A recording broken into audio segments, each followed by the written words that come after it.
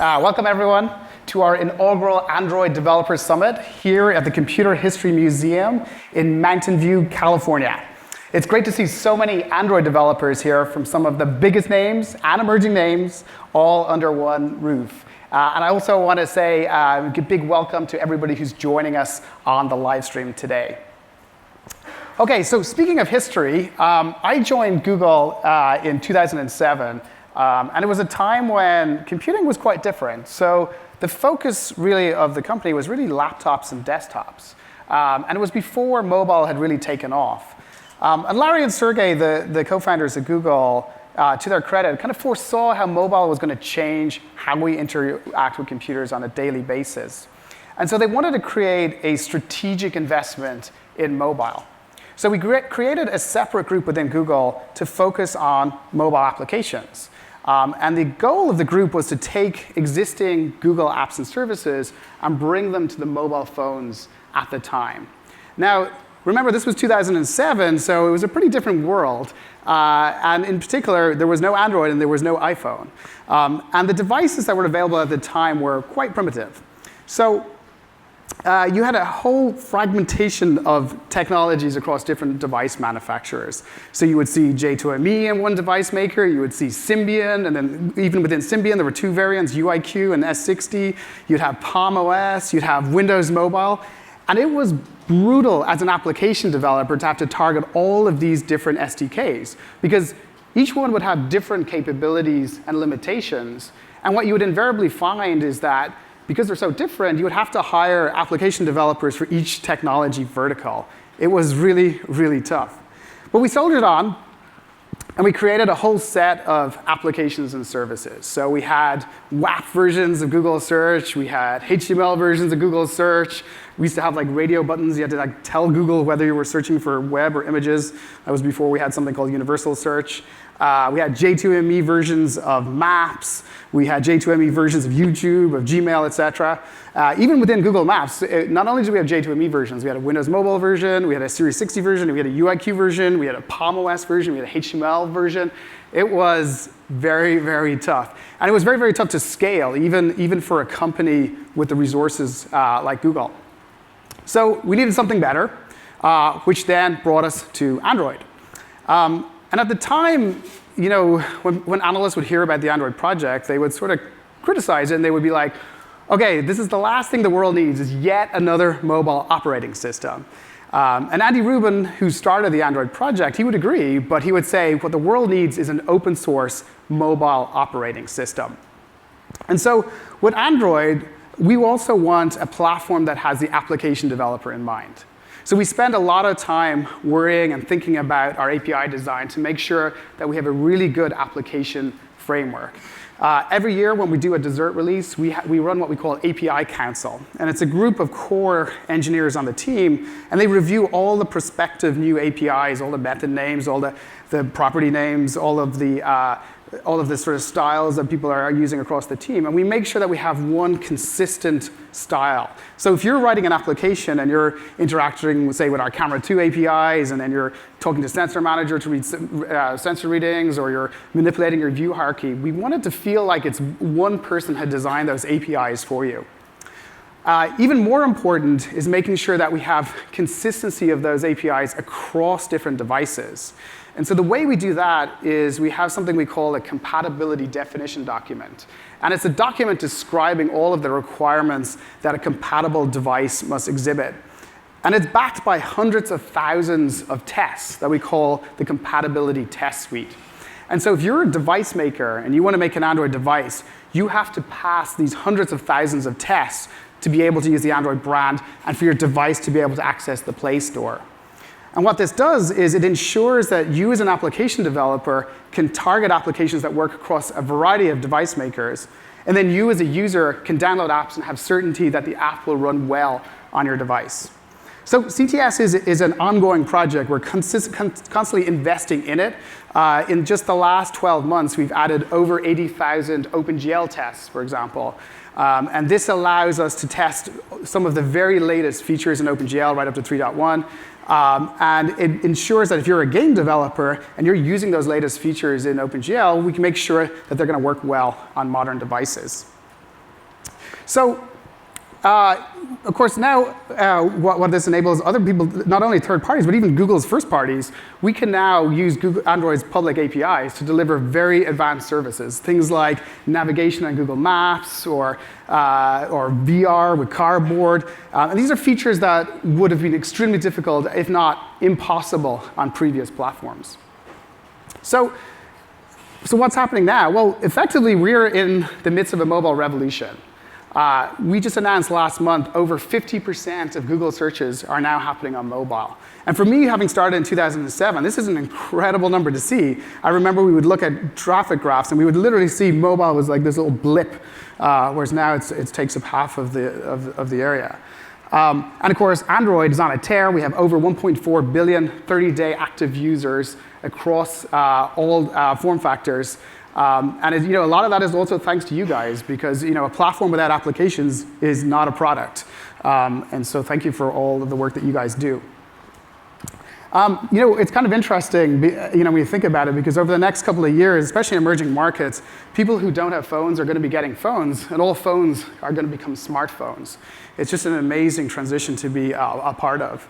And some people actually predicted this. I love this quote. This is from Nikola Tesla in 1926. And he talks about being able to communicate with each other instantly, right, irrespective of distance. He talks about being able to see each other perfectly as though we were face to face. And he talks about devices being amazingly simple. He finishes up and he says, a man will be able to carry one in his vest pocket.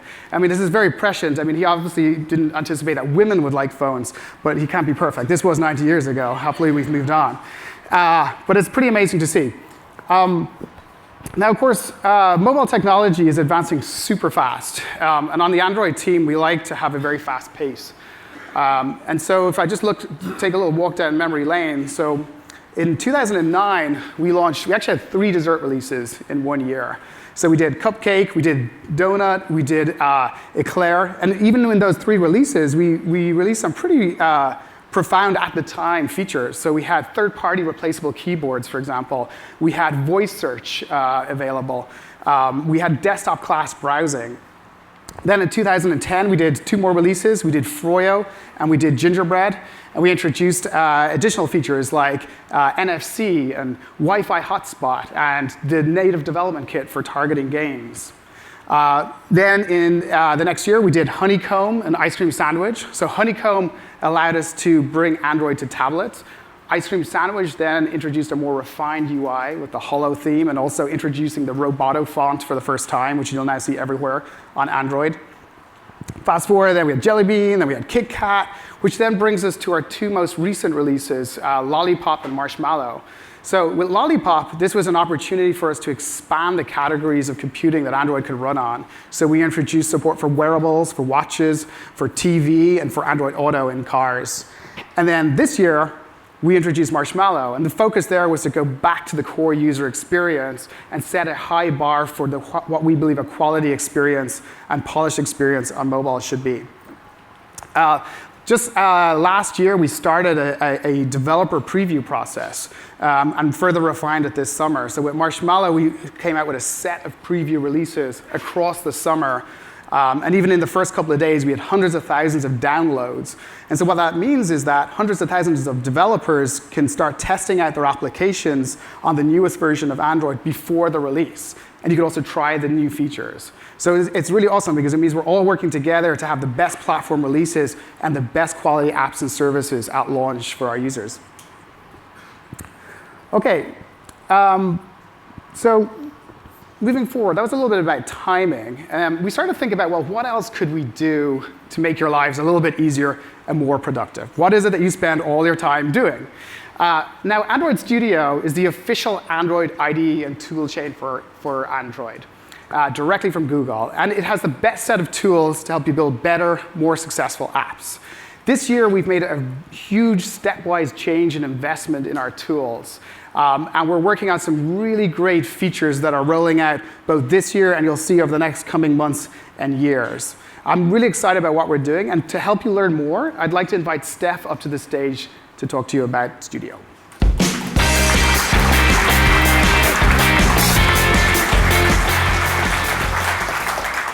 Thank you guys so much for being here today. Android Studio has built tremendous momentum since we announced it about 2.5 years ago. Since we announced, we've had 103 releases into our various channels. So that includes Canary, Beta, and Stable. Android Studio went GA, came out of beta just about a year ago, and since then we've had another 5 major stable releases.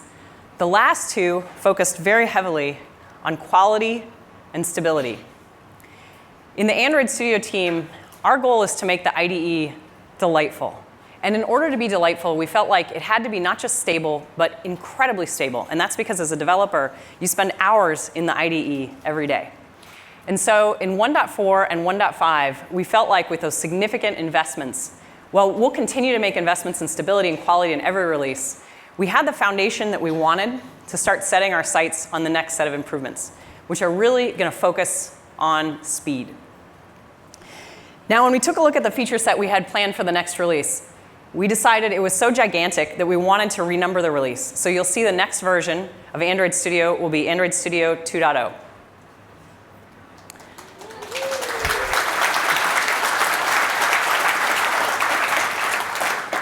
Now, this is a gigantic release. I'm going to walk you through some of the feature set today.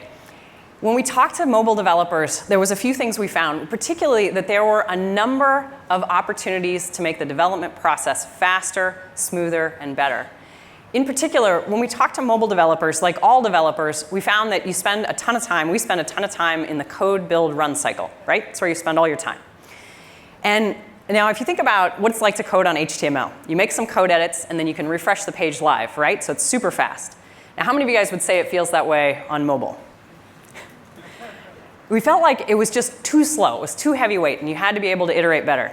So I'm going to talk about a bunch of changes. The first thing you'll see coming is we've massively accelerated build speeds. So in 2.0, full build, the first time you build, will be 2 to 2.5 times faster than it was. So if before your build was taking you a minute, now it's going to be about 20, 25 seconds.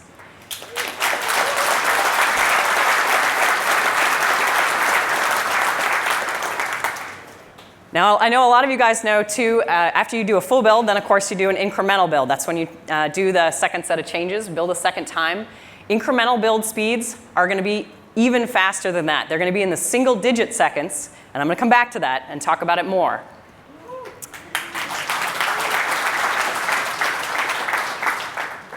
So the next thing I want to talk about is the emulator. In the code build run cycle, in order to iterate, you need to be able to quickly see how the app looks as well. Now, a lot of you guys in the community talk to us about our emulators, and here's what you said. They are not fast enough. They are not stable enough. We listened to you guys, and the truth was, you were right. So we've made massive improvements here in 2.0. We have made major changes. And let me just start by talking about speed, because I really feel like it's the most important. In 2.0, one of the first things you'll find is that they are significantly faster. We have ADB push speeds that are 5 times faster for the emulator than they are on a physical device. We've massively accelerated I/O. We've massively accelerated CPU. So we're also adding SMP support to take advantage of host multi-core architecture. You will find overall that the emulators are massively faster than they were before. We'd also say the emulators continue to include Google Play services. So a ton of the developers in the audience here today and worldwide use Google Play services to get access to things like AdMob, Maps, authentication, and those will all be present just as you'd expect. Now, in addition to significant speed improvements, we also completely rewrote the UI. So you'll see major changes here. In 2.0, you'll have screen rotation, screenshots, windows, zooming of the emulator window. You'll be able to take an APK and drag and drop it onto the emulator. I will say a personal favorite of our engineering director and one that he pushed really hard for, a couple of you guys in the audience asked us for the ability to grab the edge of the emulator and pull it down and back to resize it. And you will also find that in 2.0.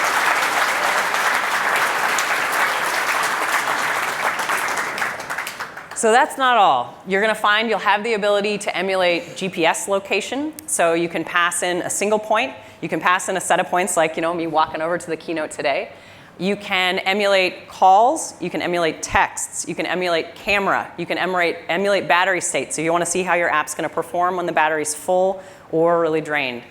So overall, a very, very significant set of changes in the emulator. Again, the reason why we felt this was so critical is you have to be able to iterate in your app and fast. And every minute that you're sitting around, you're waiting for builds, you're waiting for run speed, that's a minute wasted. So with 2.0, the IDE is designed to help you stay constantly in the flow while you're coding. So you can iterate and try things out on a single device. Now, one of the things Dave talked about is we have 1.4 billion active users on Android. And so that means there's also a ton of devices out there. And that was another reason why we felt the emulator was so important. So you could test not just on the device that you have next to you, but across a multitude of devices. One of the things that we hear from developers everywhere is that the emulator is very important, but physical devices are important as well. And that's why we have decided to have world-class support for both. So let me talk about some more changes. Android also has a very important set of developers doing what I would call graphics-intensive apps. So this would be things like maps, games, video, things of this nature. We do a lot of it at Google as well. And so that's why in 2.0, we're also including a very early preview of our new GPU profiler and debugger. So one of the big problems with graphics-intensive development is you'll see a scene and you get a problem. And you're not really sure exactly what caused it. So one of the things you'll find in the GPU profiler is you're able to record and replay the entire GPU stream frame by frame. So you can understand and debug into GL code. So now graphics developers can save countless hours when debugging graphics rendering problems. Another thing I want to talk about is core IDE improvements. Android is built on top of IntelliJ. And being built on top of IntelliJ means as fast as Android Studio itself has been innovating, IntelliJ's own incredibly rapid pace propels us even faster all the time. Now, IntelliJ released their newest version, 15, just about 3 weeks ago. And Android Studio 2.0 already fully integrates IntelliJ 15. You'll see that in the Canary builds.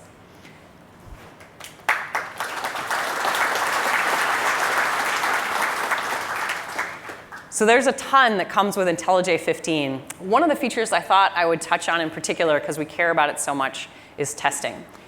Now, another thing we hear a lot from developers is how critical it is to be able to build high-quality apps by default. IntelliJ includes a wide range of new features for testing, including a test runner tool window. It's got inline statistics and test result history. You can right-click and then execute a test. And we've also added on that in Studio itself with a couple of key asks from the community. One of the things you guys asked us for is to be able to run all test types together. Now, as you guys know, in Android Studio, you can have two test types, unit tests and Android tests. And now you can have both of those active at the same time. One of the things that means,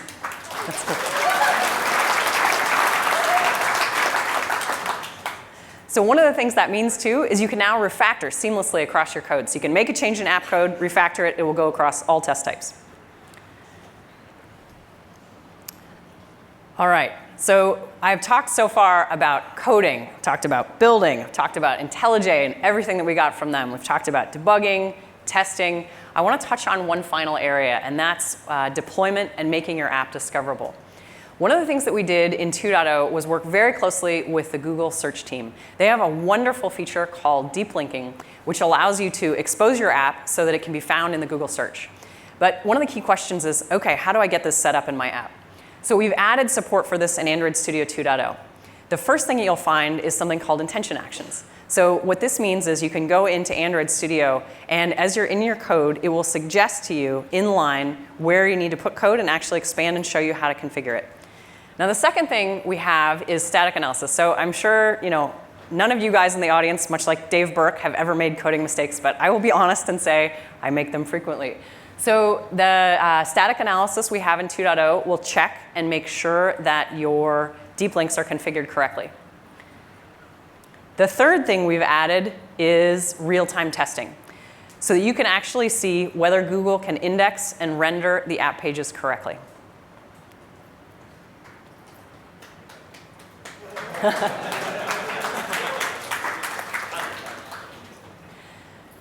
So with Android Studio 2.0, we know we still have a couple of users out there who are using our Eclipse tools. And we wanted to say to you, there's really no better time than now to switch to Android Studio. It is a massive speed improvement, and we believe it will significantly accelerate your development. A couple other things we'd say. Android Studio remains open source, free to all. And there's just one more thing we had wanted to talk about while we were here. With development, I feel like one of the most amazing feelings is when you're in the flow. You're relaxed, you're coding, there's this timelessness where you're incredibly productive. And so it was in the interest of enabling developers to code like that we created a new feature that is called Android Studio Instant Run. Instant Run is designed so that you can make changes in code or resources, and they'll update into your live app near more or less instantly. So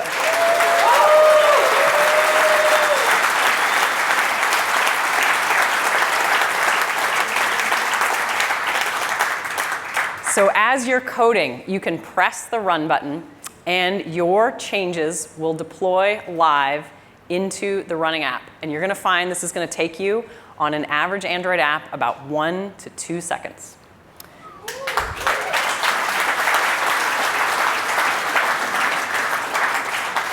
Now, we are still expanding the set of code changes that will be covered in Instant Run.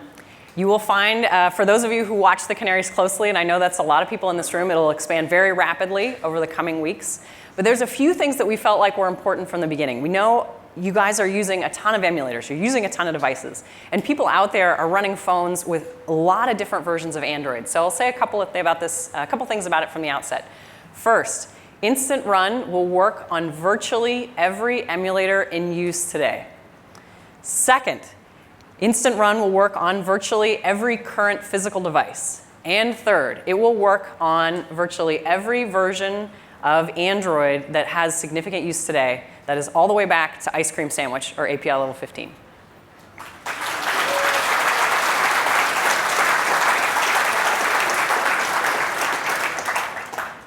The web really became successful in the early days because you could edit HTML, you could see how it looked on a browser right away. And now our goal is to bring a similar lightweight feel to mobile development. We're incredibly grateful for all the feedback from our community that's led us in this direction. We were talking about the feature beforehand, and we were talking about Dave Burke. I think he's given you a cool overview of what the early days, the hard days, looked like for Android development. And we thought it would be really neat to have Dave Burke come back up on stage and demo for you Android Studio 2.0 and Instant Run to get a feel for the new lightweight way to do mobile development. So with that, I'd like to welcome Dave Burke back to the stage. Thank you. All right, so we'll switch to the developer machine here. OK, cool. So preview version of the IDE, live coding. What could possibly go wrong? All right, so what I've got here is I've got an NVIDIA Shield. This is a live tablet, live physical tablet. We have a projecting picture-in-picture on top of here. I have the latest version of Android Studio 2.0. I have an app that Roman Guy and Matthias Ajopian helped me create. It's a chess game, and it's got some cool physically based lighting. And what I want to do is show you a couple of things. I want to show you changing resources. I want to show you changing code.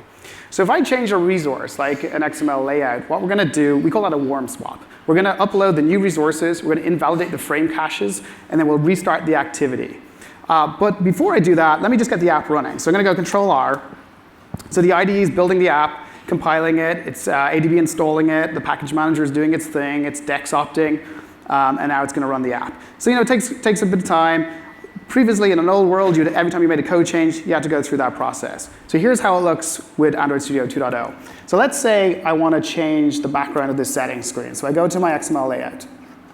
And I want to add a background. So I've got a background bitmap that I want to add here. So I can just go Android background like so. If I can type.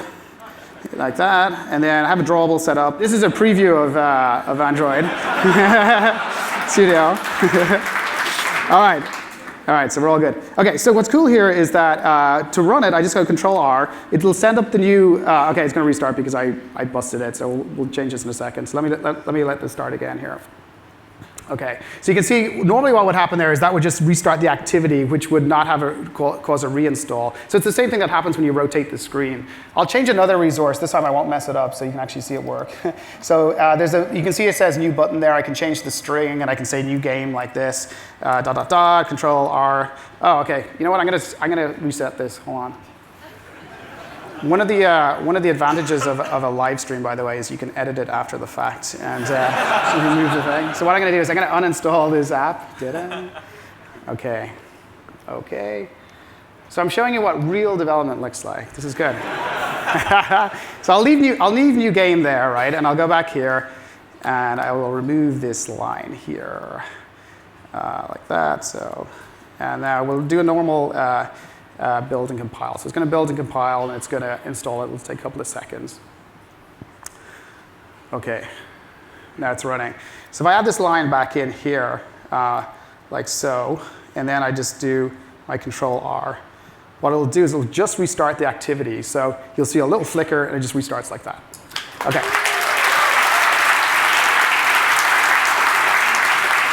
Now, much more interesting, so we call that a warm swap, right? So it's the same thing as rotating the screen. Much more interesting is when you want to do what we call a hot swap.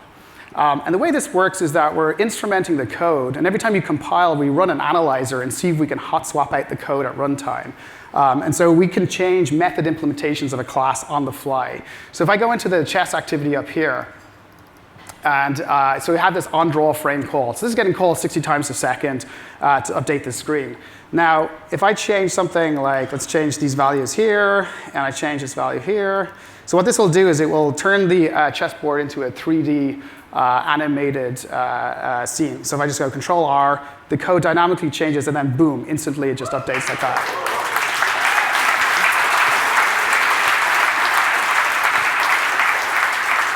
So it turns out that I work in a company full of overachievers who are very good at chess, and I needed an advantage. So what I'm going to do is try to find an advantage. Now, the first thing, anybody who watches rugby and has ever seen the All Blacks play from New Zealand will know the trick to winning is to intimidate your opponent.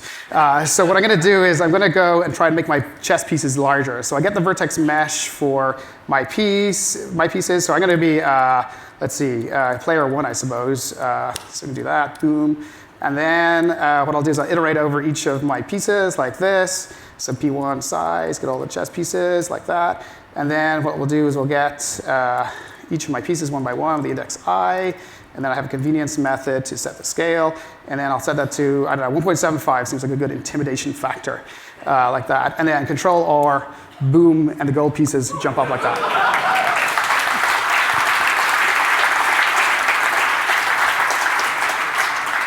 So also to get an extra advantage, I think I'll make my opponents a little smaller, so I can just go Command D like this. By the way, if you have not started using Studio, the autocomplete in this IDE is kind of amazing. Like, watch this. Boom, boom. It's super fast. So let's make my opponents 0.75. And of course, that's player 2. Control R, boom, and little black guys get small. All right.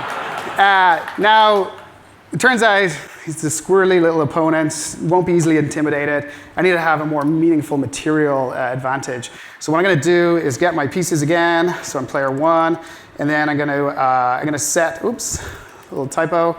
So get the pieces. So and then what I'm going to do is set the mesh.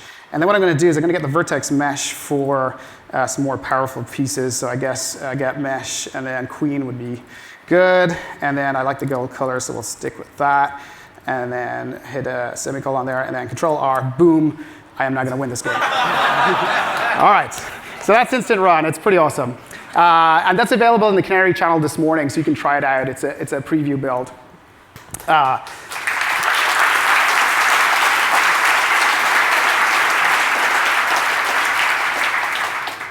OK, so we have a packed set of days here at the Computer History Museum. If you're on the live stream, we've got 15 more hours of content. On day one, we're going to focus on framework skills. Again, what's amazing here is we have the Android engineering team who built these features here. So you can learn so much from just talking to them. They're a friendly bunch mostly, especially after lunch when they've had their lunch. Before lunch, not so much. Day two, we're going to focus on tooling and performance. We're going to talk about some of the new features that we've added, like data binding. We're going to talk about some of the Android testing frameworks, the new DOS feature, and much more. We also have the self-paced tutorials outside on lots of Android topics, everything from performance to writing watch faces for Android Wear. We'll also make those available to people online later today so you can try them at home. So with that, I just want to say thank you so much for your time and enjoy the rest of the summit.